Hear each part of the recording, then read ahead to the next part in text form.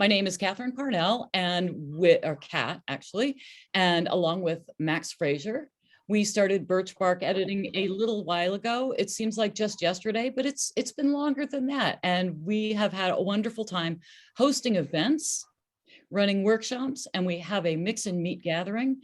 We also have a large group of clients who have come to us for their editing needs, and we're really happy about that. So, but for the most part, we are invested, determined to ensure that those people we meet and greet have the ability to find their voice. Tonight, we will be exploring that idea of finding your voice. In this case, it's finding your voice in photography. A curious note for those of you who don't know us, back in, I think it was 2017, is that right, Max? 2017? In 2017, the four of us, Max Fraser, Jasmin Darznik, Danuta Hinc, and me, we were at AWP and we did a panel titled Silenced Dimensions in Crisis and Conflict. We are here tonight bringing you another form of silenced dimensions in crisis and conflict, this time through the lens of photography, as we will hear in when we hear Jasmin talking about her book. Our two featured writers are Danuta Hinc. Her essays and short fiction have appeared in the Literary Hub, Washingtonian Magazine, Popula, Brick House, the Word Riot, and others. She holds an M.A. in Philology from Gdansk University in Poland, and she received the Barry Hannah Merit Scholarship in Fiction from Bennington, where she earned her M.F.A. in Fiction. She's working on a novel, which is loosely based on the life of a maternal grandfather and the Second World War in Europe. But she also has another novel under her belt, which we hope to hear more from. Our featured writer here tonight is Jasmin Darznik. She is the New York Times bestselling author of 3 books, The Good Daughter, highly recommend. Song of a Captive Bird, also recommend, and The Bohemians, which you will buy after you hear her talking tonight. Her books have been translated into 18 languages. She's a professor in the M.F.A. in writing program at California College of the Arts in San Francisco. Welcome, both of you. Let's get started. Hello. Thank you. Hello.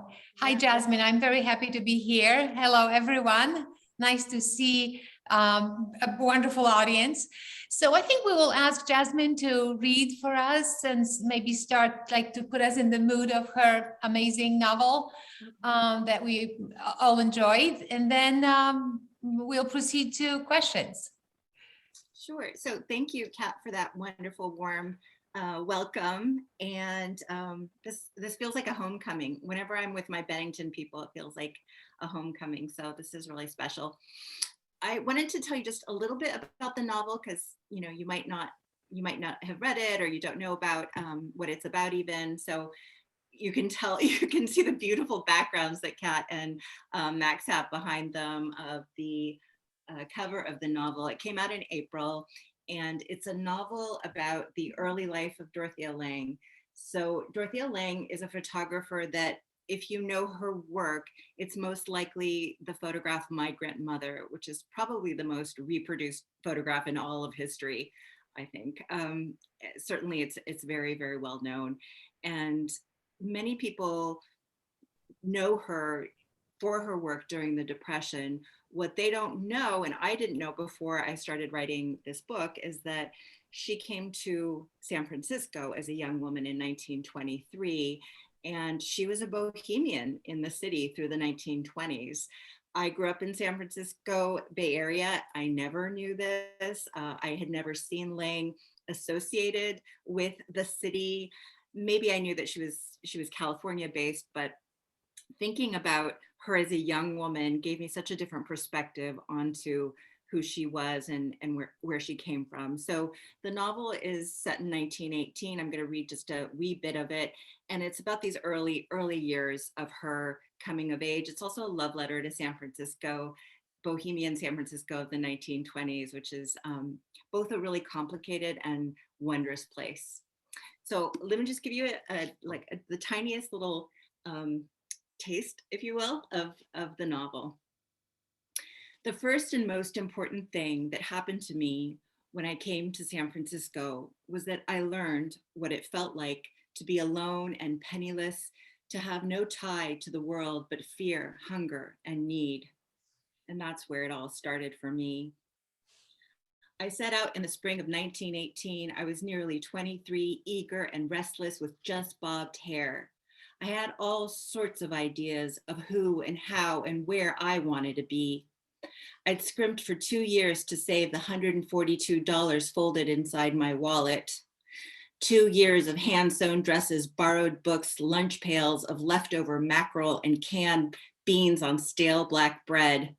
But I had done it. I'd seen my last East Coast winter. Nothing could hold me there any longer. I sailed from New Jersey in a steamer, traveled 5 days down to New Orleans in a third-class berth, then another 12 days across the country by train. I'd been saving up to go to Paris, but with the war on, there was no chance of that. My plan now was to spend a few weeks in San Francisco, then head south to Mexico. The details fell off from there, but I figured I'd just keep going until my money ran out, and when there was no farther I could go, I'd work out what came next. I carried my camera in a case that hung to my hips. There'd been little else to keep, and even less I cared to hold on to. On my lap sat a battered valise I'd picked up in a thrift shop before leaving New York. It held a half dozen rolls of film, a pencil, sketchbook, a few days' change of clothes, a toiletry kit, and a secondhand copy of Edna St. Vincent Millay's Renaissance. I'm going to jump ahead a little. She was so far on traveling, and now she's on a ferry crossing from Oakland into San Francisco. Just a little tiny bit more.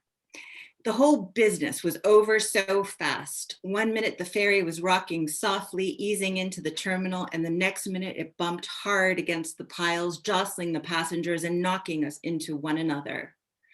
I stumbled and nearly fell, but then a hand grabbed my waist, its hold warm and firm. "Careful there, miss," came a voice from behind me. I twisted around. The man standing there was handsome and beautifully dressed with a three-piece suit and checkered bow tie, blue eyes, blonde hair, slick with brilliantine. I felt myself staring. It was rare to see young men nowadays. It was rare to see young men nowadays, especially young men out of uniform. Somehow the war hadn't claimed him, or hadn't claimed him yet. It took me a minute, but I came back to myself, straightening up and lifting my chin. When I thanked him, the man winked and gave me the richest smile in all the world. Well, hello, California, I thought, and felt my cheeks go warm. Once we disembarked, there was no sign of that young man, but it hardly mattered, not with all the plans ticking through my head. Then, a few steps from the ferry building, I happened on a bakery. Through the window, I saw a stack of donuts under a glass dome. My stomach gave a twist. The last real meal I'd had was somewhere back in Texas. It was only some minutes later, when I'd ordered 2 donuts and a cup of coffee, that I reached into my pocket and discovered that my wallet had disappeared. I reached inside my other pocket, the one where I always kept my watch, but it too was empty. For one wild, dumbstruck moment, I stood completely still, heart kicking against my chest, and then it came to me in a slow seep of understanding. That handsome and beautifully dressed man on the ferry was a thief. In what I'd always count as one of the genuine miracles of my life, I still had my camera, but as for my money, it was all, every dollar of it, gone. So that's as much as I'll read. And that is a true story. When Dorothea Lange came in 1918 from New Jersey to California, she was robbed as soon as she got into town. And it was really by accident that she wound up staying in California. And by extension, by accident that she wound up taking those extraordinary photographs eventually of Californians during the Great Depression and then other historic events such as the Japanese internment. So that was a fact I found out early, and it was so captivating to me, is how did this young woman, all of 23, with, I mean, absolutely, she didn't have a penny after she was robbed. How does she become the icon that we know today? There was a story there, and Bohemians is a version of its telling. Thank you, Jasmin, for this reading. Yes, you put me back into this mood of this wonderful novel. I remember when I was reading it, I felt like I wanted to know what happened faster. And at the same time, I wanted to read slower to enjoy it and kind of like to, like you enjoy the things that you love in your life and you want them to last for longer. But books end, and your book ended as well. So I wanted to ask you about your research. So how did you do your research? Because I can imagine that you, of course, used only a fraction of what you've learned, as we often do, right? It's impossible to use everything you've learned. So maybe tell us more how you did your research, how you chose what to focus on. So fraction is a good word, because I think I probably wind up using maybe 5% of what I find. And I think it might even be less than that. But it's a very, very small amount. Thankfully, I really enjoy research. That's probably for me my most favorite part. But in terms of how I started researching this particular novel, I had a notion I wanted to write about San Francisco. So first, I began researching San Francisco history, some of which I knew, but most of which I didn't. And from there, I was then focusing on, I had to find a particular time period. And the 1920s for me has always just been a very captivating time period, mostly because it was such a time of possibility for women. So then I knew San Francisco 1920s.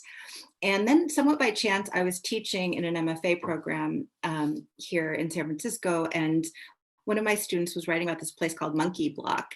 And the name was so captivating to me. So if you know San Francisco, one of its very iconic buildings is the Transamerica building, pyramid. It's right downtown. And before it was the Transamerica pyramid, there was a 4-story artist colony. This is in the heart of the financial district in the city. And it seemed totally inconceivable to me that there was once this artist colony in that spot in the city. And many San Franciscans don't know this. So from there, then it was, I had to find somebody who'd been associated with Montgomery Block. And then I started to research biographies. So from the histories to the time period, and then individual biographies. And I landed on Lang pretty quickly. I wanted a woman artist because that's just happens to be what I'm interested in. And it was just a real kind of going from what kind of sparked my interest and curiosity to the next thing. I don't have a very organized way, except that I am in tune with what is kind of making me just feel a sense of, I don't know, it's almost like falling in love. You just find a person, and in the course of research, I find that the best things usually come where I'm just feeling like very immersed in the materials. And I feel like for me, the falling in love with another character in your novel was Caroline Lee. Yeah. Oh my goodness. I just so cared about her, and she became so real for me. And can you tell us a little bit more about her? I am so curious about what was real and what you invented. Did she really end up in Paris? What a great story of a woman succeeding in life. I mean, absolutely amazing and inspirational. So if you could talk a little bit about your research about Caroline's character, that would be wonderful. Sure, sure. So, let me just back up a little bit. When Lang came to San Francisco, she set up a studio at 540 Sutter Street, and that's where she began her work. She was a portrait photographer before she was a documentary photographer. Dorothea Lang was a portrait photographer who worked for the creme de la creme of San Francisco society. In Lang's biography, there's mention of a Chinese American assistant who was really a prominent part of life in that studio. The two of them created this bohemian atmosphere. Just the one paragraph in the biography was so entrancing. I just wanted to dive into the studio to go and be there with these two women. And also it just seemed to me so interesting. How did these women from such different worlds work closely together? Now, the one detail I had about the assistant was that she'd grown up in a mission home in San Francisco, and I didn't know what that was. What that was there were two of them in San Francisco. The larger one was run by a woman named Donaldina Cameron, and it was a place of refuge for women and girls who were survivors of the human trafficking, sexual slavery in San Francisco, which was a terrifically heinous crime perpetuated over decades in the city. So whoever she was a woman who would have, she grew up in this home. And so in some way her life would have intersected with the human trafficking in San Francisco through the early part of the 20th century. So those are my clues. And then from there, I think it's something in me, and it's probably a lot to do. Maybe Danuta, you can also appreciate this, is as an immigrant, I think my eye always goes toward the kind of shadowy figure in the background that is often the person of color, the immigrant, the other. In our literature, we have not always made space for those stories, and nobody in history had given Dorothea Lang's assistant anything but a passing mention. So the novel was this great opportunity to think about also who she would have been, to give a story to her that's a lot imagined, but also depended on research into the lives of Chinese women in the city at that time. Yeah, but this is exactly what I was thinking, reading your novel, that I am learning so much about the country.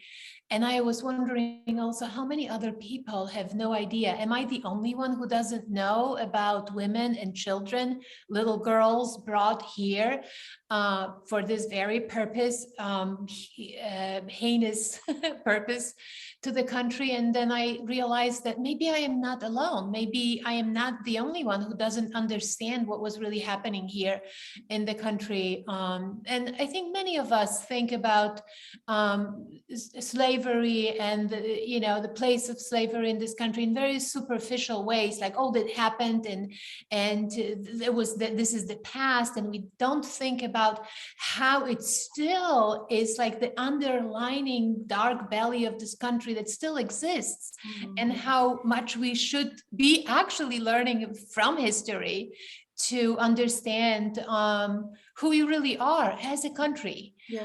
So I so appreciate you actually taking this huge leap and opening a totally new perspective on the country for me and for many readers. Can you tell us more about how the girls ended up here? We always think about Chinese men coming here to work, right, and build railroads. I never thought about women or girls or children coming here or being born here really in those circumstances.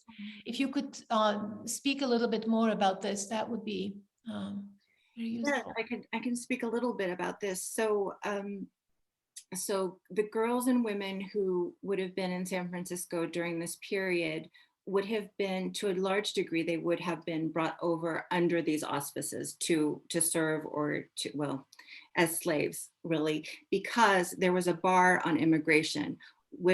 Chinese women were not permitted to immigrate to America. And the purpose of that was so that the Chinese could not establish families.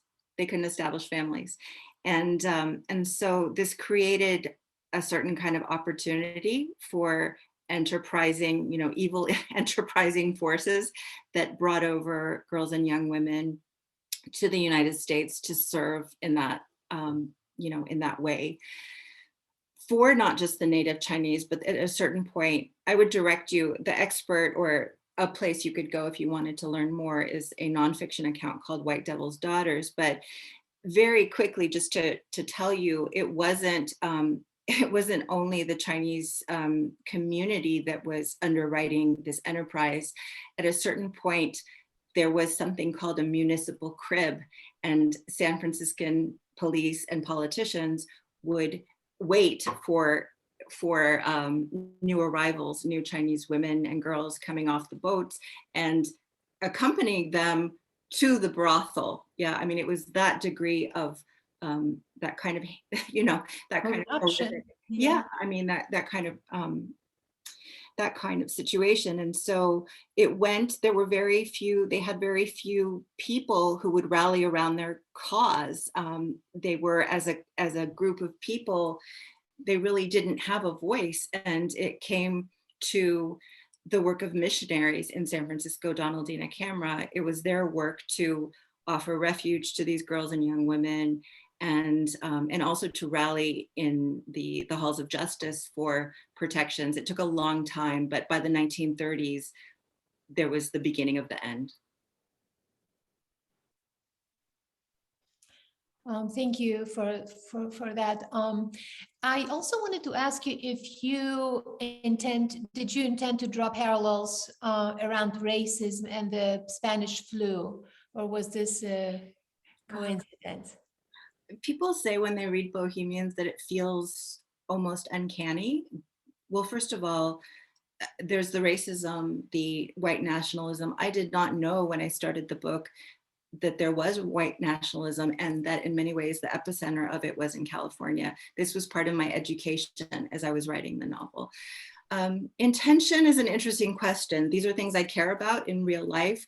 I'm often writing from a place that wants to absent myself from reality. I'm trying to get away. I was writing the book in 2016, 17. There was such virulent rhetoric against immigrants at that time, and a lot of times I was just seeking refuge in the writing to get away. Nonetheless, it seeps in. Of course it does. I'm part of this world, even if I don't want to be,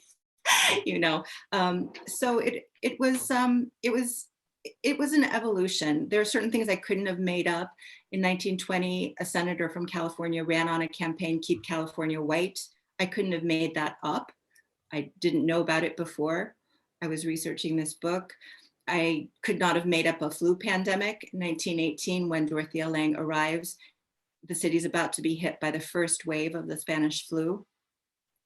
I always knew I had to write about the pandemic, but it wasn't until I lived through a pandemic that what it did, I think, is living through the pandemic really gave me a sense of the psychological dimension, the psychic fallout of those kind of lockdowns, and the fallout also for artists who would have to shutter their businesses. Dorothea Lange survived, but a lot of artists lost their businesses, lost their livelihood. And so living through it for sure made me see it in a much more dimensional fashion. I was wondering, reading your novel, if we knew more about history as a country, would we handle the pandemic better? Would we learn? Would we draw parallels? Would we learn from history and become more united in the response instead of divided in the response to COVID-19? I felt like your book should have been assigned to everyone as a must to read when the pandemic started, to learn the hard lessons from your book rather than from life. It was kind of eerie to read it and think, oh my goodness, she read the book years before the pandemic. And here we are doing exactly the same things and conducting ourselves as a country in the most disappointing ways. Did you think about it during the pandemic, during COVID-19? Did you think about, I can't believe people are still. I mean, some things were definitely very uncomfortable. For example, in 1918, there were rumors that the Germans had inserted the virus into Bayer pills because the Bayer company was owned by the, so these kinds of conspiracy theories, which did, they had a different expression, but you could hear these sort of conspiracy theories around COVID.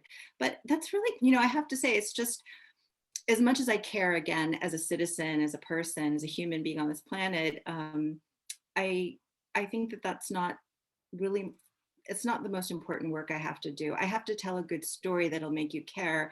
And then what you do with that caring is up to you, right? If I lead with didacticism, I think it falls flat.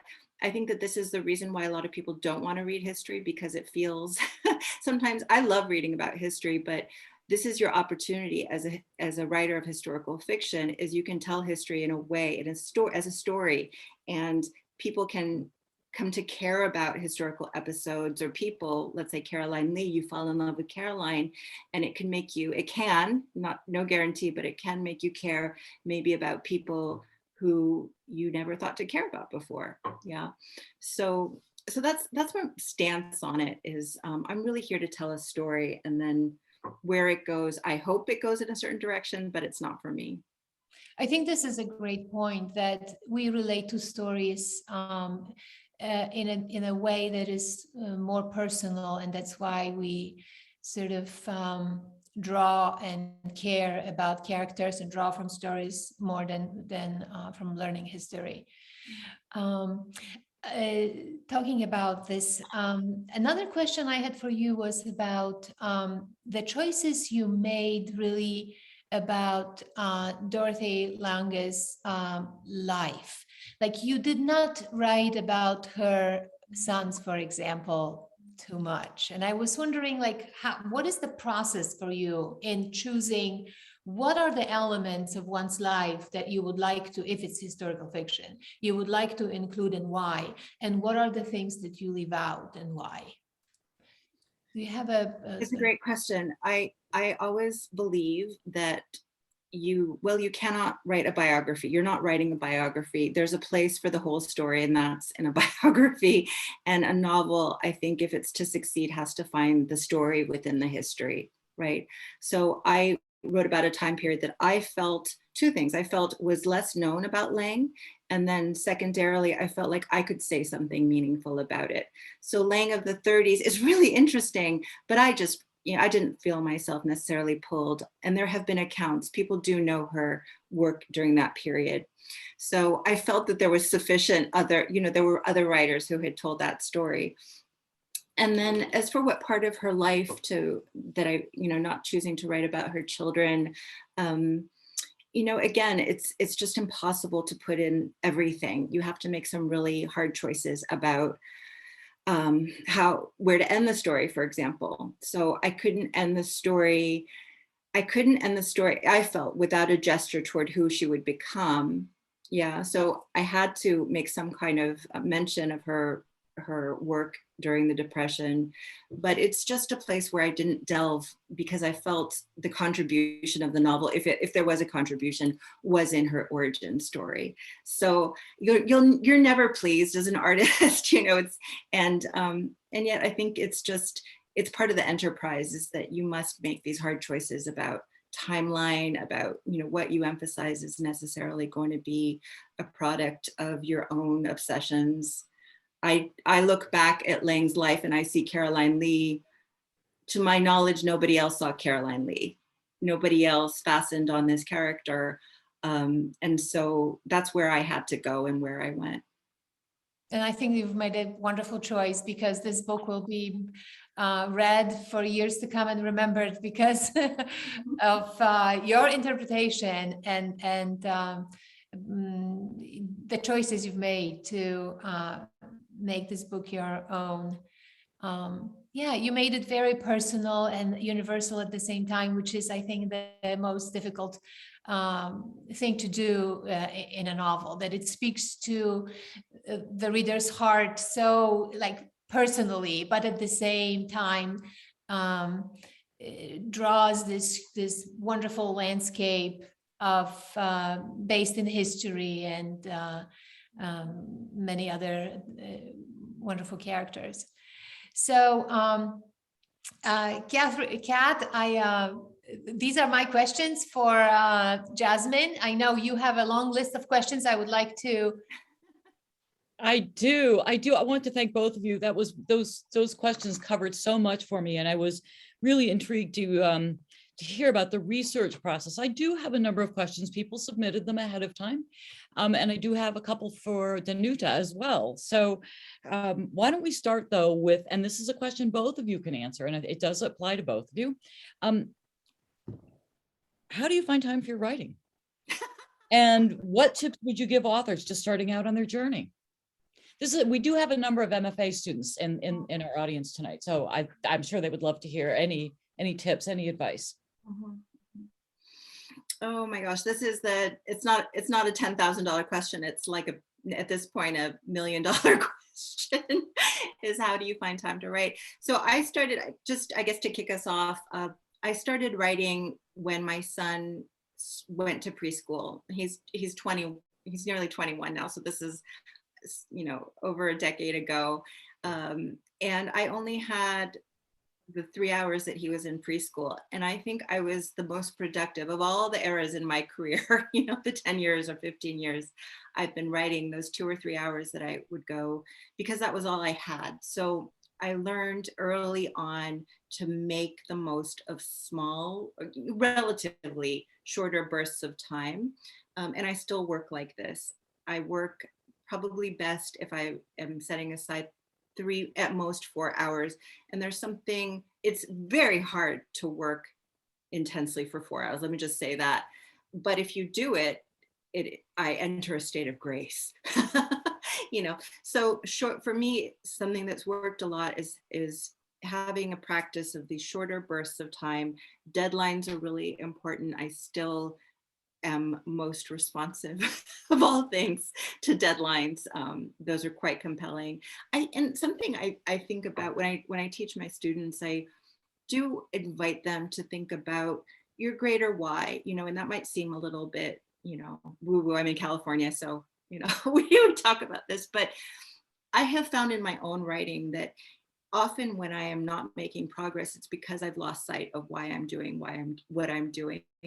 And so I need a kickstart, and it's not about the time, it's about the intention. I need to step back and think about why this matters to me. Even if I never share with anyone my reasons, when I was writing about my mother, I had a certain set of reasons. I felt like that story had to be told, and I really had to sit and get very, very cemented in that knowing, and that gave me so much motivation overall. So that's a part of it. And it's not as easy to, I can't calibrate that for you, what that takes, but for me, finding time is often about making sure that I'm in tune with why I'm at this in the first place. For me, it is very similar. When my son went to preschool, which was a little bit longer than for you, he's 27 now. This was the time when I had for writing, but I feel like the background of my mind is always working. In a sense, I am always thinking about the things that I am working on, either essays or bigger pieces of work. I just finished a novel, and the best time for me to write is summers when I don't teach, because when I teach, I do focus on my students and, of course, grading papers, grading essays someone else writes. So, but I feel that you are right. This is very important not to lose sight of why you are doing it, why you need to do it, and to remember that this is your sacred time. You sit in your own space, and you I feel like when I am writing or reading, I am the best version of myself. And I like myself the most when I actually can do research, read, and write. I feel like I am the best version of myself. So yes, and I try to protect the time also. That's thank you, both of you. That's very wise advice. And it's very true. And it's something that I teach my students as well, is that if you want to write, you have to find the time and you have to protect that time. And I really do adore what Jasmin said about the greater why. I haven't heard it phrased quite that way, and I will treasure that. And I will use it for my students in the future. So thank you. Okay, so here's a question for both of you, and it's something that I know writers come up against on a regular basis, is when you have an unsympathetic character in your book. For example, in Danuta's book, To Kill the Other, there's a terrorist. And in Jasmin's book, The Bohemians, there are the senator, for example, the senator's son, and even a little bit Maynard Dixon. They're a little bit unsympathetic. How do you work to make these characters accessible to us as readers, so that we don't like them, but we have very deep feelings about them. We almost understand them. How does that work? How do you pull that off? Danuta, do you want to start with this one? Yes. For To Kill the Other, I think that what was important for me was not to create a character that would excuse the behavior, but that would show us the human side of a person who can become a hijacker. I wanted to understand someone who is so far away from my own experience. I can't even imagine what the person can be. And this is why I wanted to write a book, to imagine what does it take for someone to become a hijacker or to become a terrorist. When we think about children, when children are born, every child is innocent and beautiful, and every child is just sort of like the white page ready to be filled by life. And some people become those very, very negative characters in life. And I think that I am drawn to understanding someone who is different than me, even if this is as extreme as someone who becomes a monster, becomes a hijacker who kills thousands of people. I just want to understand where these people kind of become. What is the moment when they turn, right? When they slowly turn towards becoming this person that is hard for us to understand. And I do believe that it is important to understand the other, to understand the world we live in, and to understand what makes people the way they are, in a sense. So I think this is the job of a writer, in my understanding, to simply understand someone who is not like me. That is really admirable. I have never written a character as, I guess you use the word monster. I mean, as monstrous as, and I'm using that with an asterisk, but in my novel, there's a character who's based on the California Senator James Phelan, and I gave him a pseudonym. There isn't much dimension to him. I didn't particularly feel like it was my job to rehabilitate him. I mean, the novel was about so many other things. One thing I did do is that I crafted his speeches very closely based on Phelan's own white nationalist rhetoric of that period, and so if anyone reads the novel and you read those sections, I didn't make that up, really. I just kind of, I framed it in a particular way. But I think that rhetoric needs to be rendered in a truthful way. And I didn't want to blunt that point of view. About Kat brought up the character Maynard Dixon, who was Dorothea Lange's first husband, and was in many ways a very flawed man for utterly different reasons. But he was he was the great love, arguably the great love of her life. She was very happily married after she married Maynard Dixon to Paul Taylor, but her love for Maynard Dixon was, it happened at that juncture where she was fashioning herself, and to the end of her life, if you see pictures of Dorothea Lange, she's wearing bracelets, these heavy bracelets, silver bracelets, and those are bracelets that Maynard Dixon gave her when they went to the Southwest in the early years of their marriage. I think that speaks a lot to how much he meant to her. So in writing him, it's tricky, but I had to make you feel like you were falling in love with him, even if I knew as the writer that he was going to disappoint her terribly, that in real life and also in the novel that he winds up disappointing her in lots of ways. But you can't come out of the gate, with that kind of, it feels to me even more poignant if you know how much love she had and how much hope she had as she entered that first marriage, that then when you do come to the disappointment, it just sort of, it clobbers you in an even more profound way. So so I had, that was just an example of a character who I would have, if I wasn't writing historical fiction, if I didn't have the kind of orientation which I do toward historical fiction, is that you do have to be respectful of the person's real life. I might have given her a different partner. I might have urged her toward a different choice in life, but that I am a witness to their lives, and my telling of their lives has to be truthful. And so I let her fall in love with him and created a space for the reader to do that too. That's a beautiful explanation for a very complicated relationship. Yeah. For a very complicated scenario too. And it raises questions about what we as writers do with truth and fact when we are writing fiction. We've had a couple of questions about them. One is the very basic worry, and every writer worries about this. Do you worry that your historical facts are whether they're correct? What if they're incorrect? What if you muss them up so much?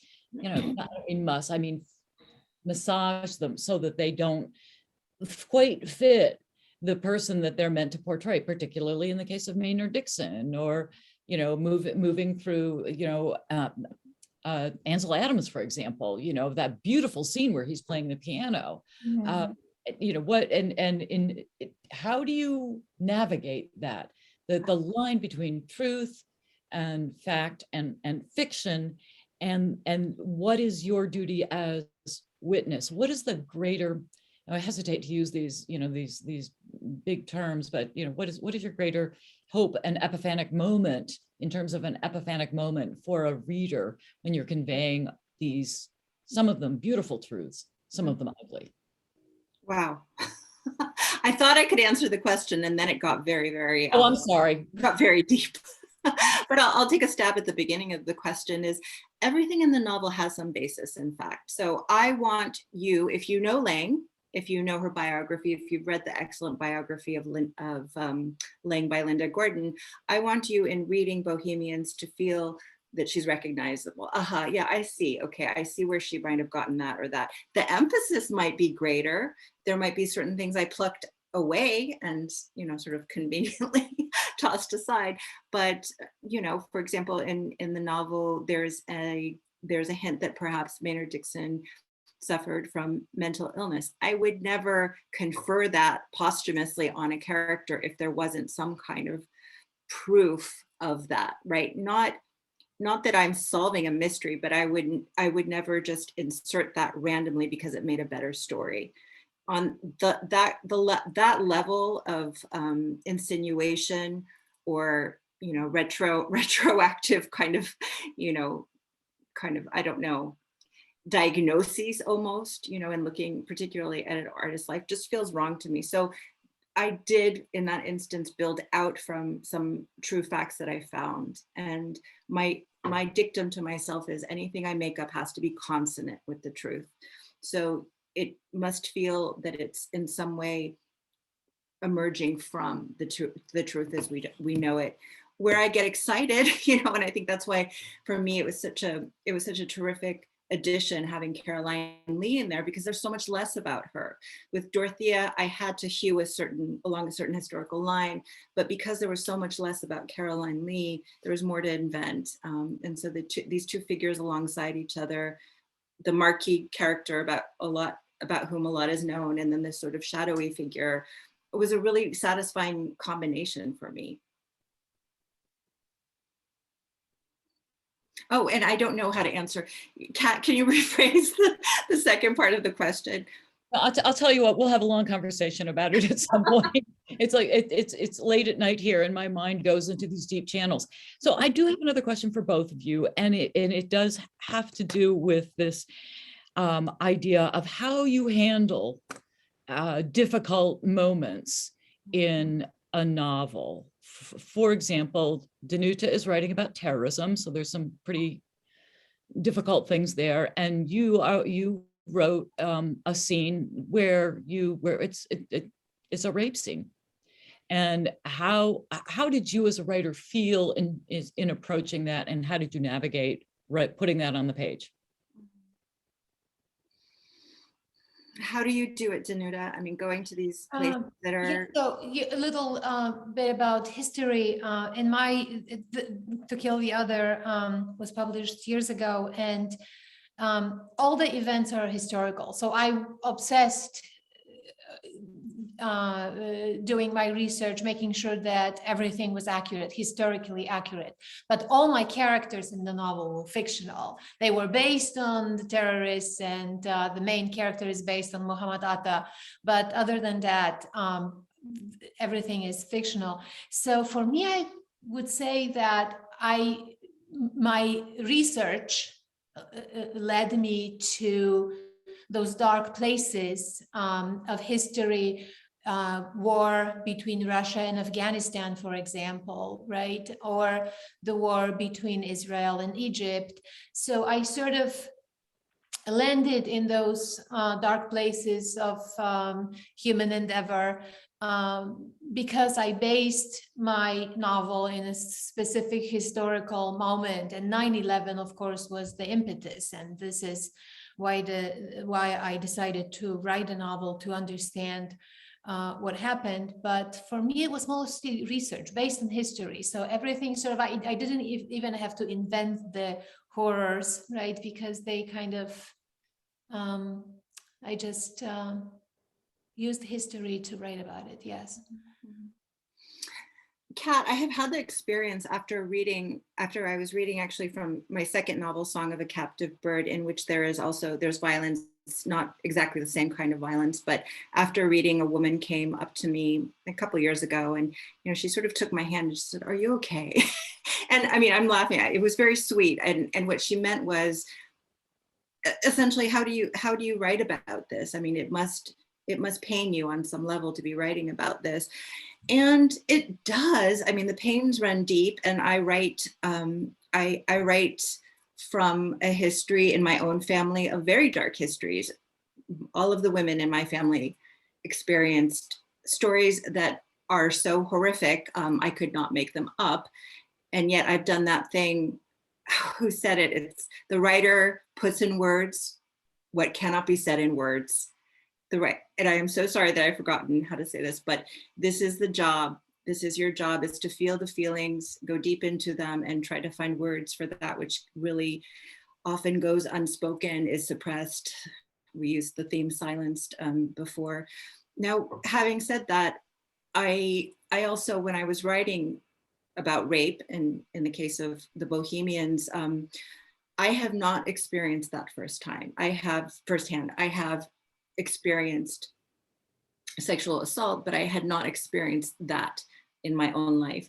And so part of the writing of that scene was reading accounts by survivors, and making sure, I can never get it entirely right, but I felt a kind of, for myself, I felt that it was important for me to read a lot of accounts and to give on the page. I wanted the texture of the real emotion, the real everything, the real, I wanted it on the page. And so that I found in memoirs, and also in social science texts. I come at it from a lot of different perspectives, but probably the most useful is reading first-hand accounts by survivors. So that's the kind of, I guess, philosophical orientation, and then that's the practical, how I attempt to render this in a respectful and the most honest way I can. Well, and that is very much in keeping with your initial statements or your initial points about research, how research is what you love. And so when the two of you as writers don't necessarily have access to something, the best thing to do is research it.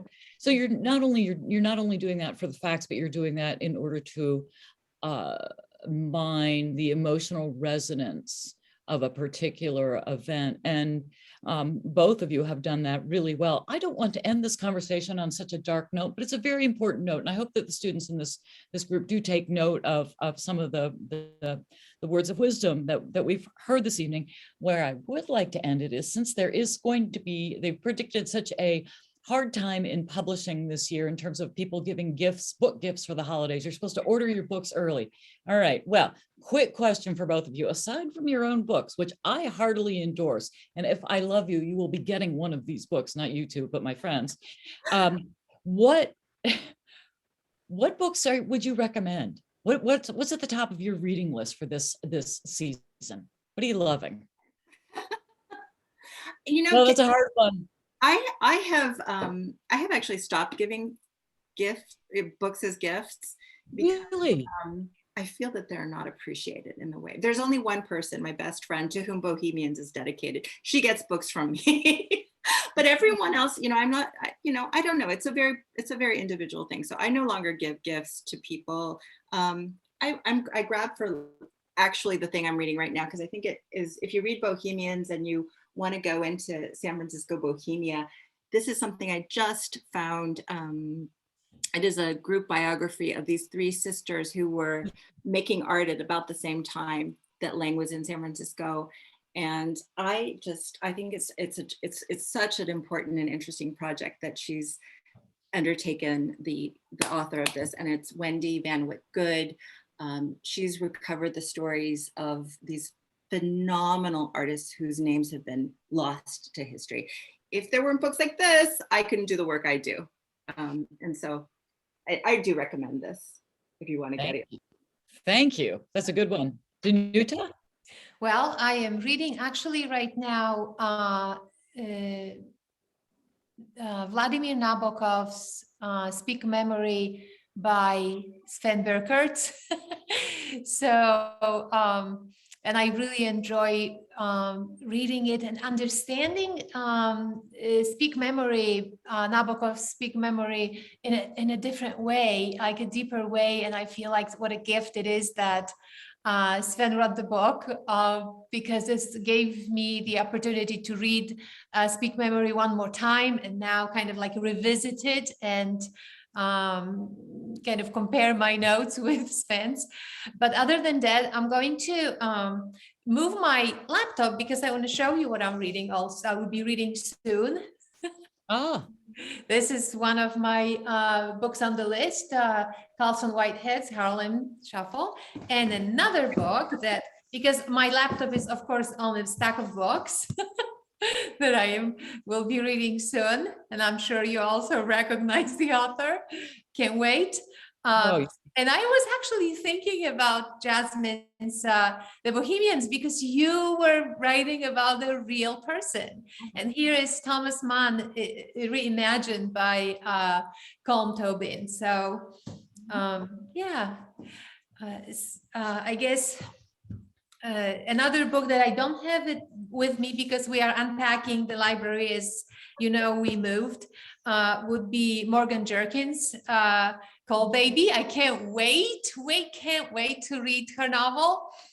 The list is of course long, but so I'm just going to stop here. But you know, like the list is all you have. How many books, Jasmin, do you have in your house that you haven't read yet?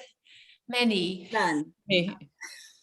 I mean, like, yes, we buy books and then it's like, okay, I'm going to read it. Books give me a sense of home. I grew up in a house with a library, and I feel like I am home when I am surrounded by books. And having Jasmin's book, for example, feel like I have a piece of my Jasmin here at home. And if I have questions, I'm going to send her an email. I think that's brilliant. And we have a few other suggestions here. One is somebody's reading Behind Closed Doors by B.A. Paris. Someone else is reading, has recommended Leaving Isn't the Hardest Thing by Lauren Huff. Another person has recommended The Venice Sketchbook by Reese Bowen. Adrian Bonegger's book, that I pronounced his name properly, The Disappointed Soldier and Other Stories from War, all really great books. The point here is that oh boy, do I understand what you're saying, Jasmin, when you say you've given up giving books to people. I live in a book family. So if you don't get 2 books for a birthday or a holiday, then you've been a bad person and you get coal instead. So I have a long list of books that I'm giving people, and I won't bore you with it right now, but allow me to say that Jasmin's book is definitely on my list, and Danuta, your book too. Danuta's book is a little hard to get these days, but I do have a copy that I share. I want to end this by saying, by repeating something that anybody who is from Bennington will recognize. If you're a writer, the best piece of advice you could possibly get is to read 100 books and write one. So when you have your list of 100 books finished, 100, and do keep that list, then you'll know where to go from there. I'm going to sign off now by thanking our writers tonight. And it's just been a great time with you, Jasmin and Danuta. Thank you so much. And I want to say goodbye to my pal, Max, who is there somewhere. She's been managing things behind the scene. And we appreciate your support. And as you know, Birchbark is all volunteer. Max and I are doing this all on our own. So if you want to support us, we appreciate it. But more than that, we want you to support the writers that you adore by buying their books. Thanks, everybody.